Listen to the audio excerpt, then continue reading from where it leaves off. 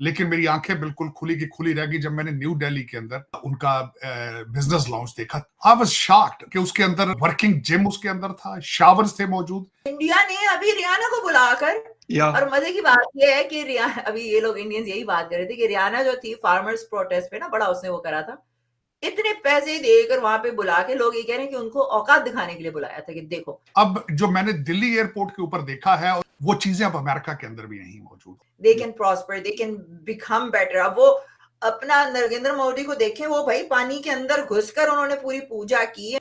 क़यामत बहुत नजदीक है। हाय हाय हाय हाय हाय, क्या बात है, कैसे बताओ, आपको कैसे पता? I am embarrassed to call myself Pakistani sometimes, to be honest.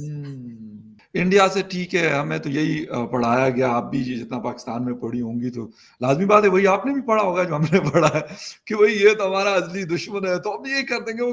अच्छा, आज वो जिसको हमने असली दुश्मन हमें पढ़ाया गया या बताया गया, वो कहीं और स्टैंड करता है। डोमेस्टिक अब्यूज का जो बिल है, राइट, उसको पास नहीं होने दे रहे थे। क्यों? कहने लगे कि नहीं भाई, इसमें जो पिटाई का चीज है ना वो निकाल दो, बाकी पास कर दो, यानी कि पिटाई अभी भी होनी चाहिए, राइट, क्योंकि वो शरीयत में आती है। So that's where you hit the glass ceiling. Whereas India में चाहे वो कितने भी रिलीजियस हो जाए, उनके पास वो ग्लास सीलिंग नहीं है। They can prosper, they can become better. अब वो अपना नरेंद्र मोदी को देखें, वो भाई पानी के अंदर घुसकर उन्होंने पूरी पूजा की है, मगर आप उस रिलीजन को लेकर भी लोग कहते हैं कि वहां पर नरेंद्र मोदी बहुत वो हो गए, कट्टर ये हो रहे हैं, हिंदू हो रहे हैं। They're still progressing.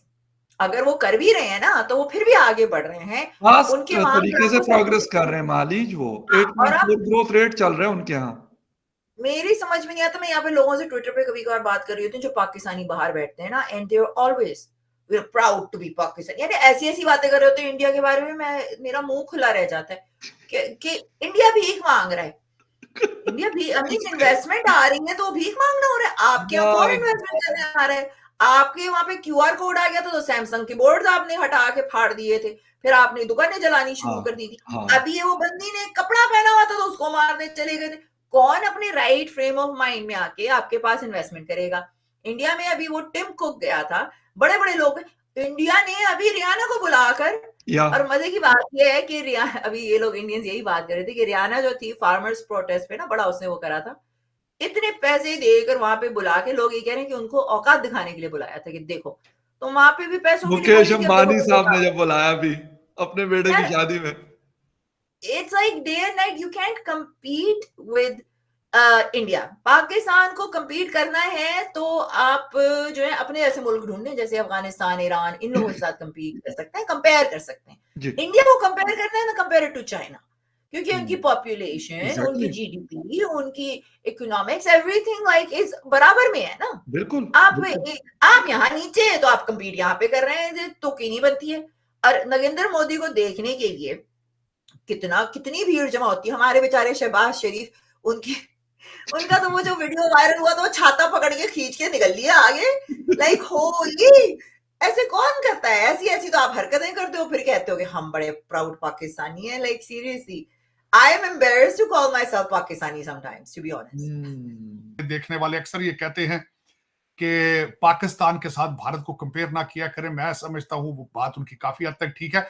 अब उनको कंपेयर मैंने करूंगा वेस्टर्न सिविलाइजेशन के साथ, अमेरिका के साथ। अब जो मैंने दिल्ली एयरपोर्ट के ऊपर देखा है और जो चंडीगढ़ के अंदर चीजें मैंने देखी हैं चीमा साहब, वो चीजें अब अमेरिका के अंदर भी नहीं मौजूद।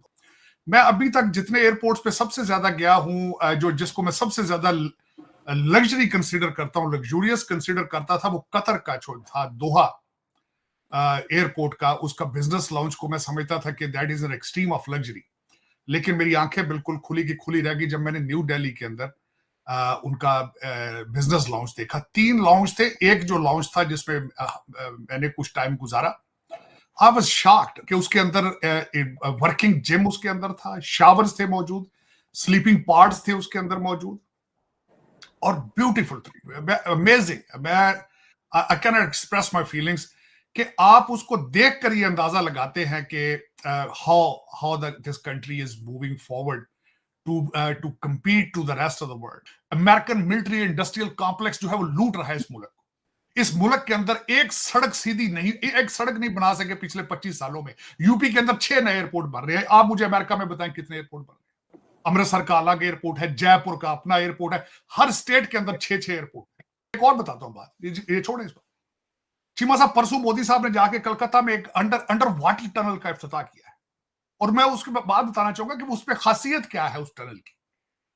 4.8 किलोमीटर की टनल है, 9 feet deeper than the level of the river, 9 metre deeper, और कंप्लीट की है 66 दिनों के अंदर।